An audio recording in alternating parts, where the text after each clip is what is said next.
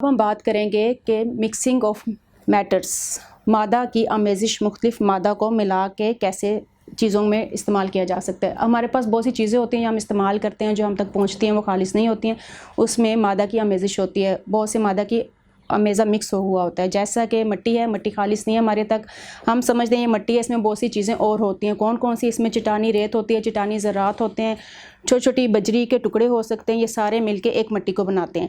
फिर हम बात करते हैं दूध की। दूध में बहुत सी अशिया होती हैं, लैमियात, कार्बोहाइड्रेट्स, कैल्शियम और पानी, ये दूध में शामिल होता है। फिर हम बात करते हैं बच्चों हवा भी मुख्तलिफ गैसेस का मजमुआ होती है, जिसमें के और पानी के बुखारात भी इसमें शामिल हैं। ठीक है, ये होगी अमेज़िश, यानी कि कोई भी चीज़ खाली वो हवा, मट्टी, दूध वगैरह नहीं है, इसमें बहुत सी चीज़ें शामिल हैं। अमेज़ा बच्चों मादा का ऐसा नमूना होता है जिसमें 2 या 2 से ज़्यादा अज्जा होते हैं। फॉर एग्ज़ाम्पल, आप घर में सैलेड बनाते हैं, आपने देखा होगा उसमें बहुत सी चीज़ें आप इस्तेमाल करते हैं, खीरा, टमाटर, प्याज, धनिया, सैलेड के लीव और बहुत सी चीज़ें, आप जो भी चाहें उसमें फ्रूट्स वगैरह ऐड कर सकते हैं। इस तरह आपने अगर चाय बनानी है तो आपको पता होगा उसमें कौन कौन सी डिफरेंट चीज़ें डलनी है।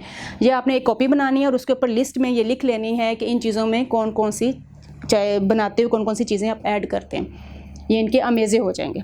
जी बच्चों, अब आपने इसको होमवर्क के तौर पे कॉपी पे लिख भी लेना है और इसको ज़हन नशीन भी कर लेना है। फिर मिलते हैं एक नए लेसन के साथ।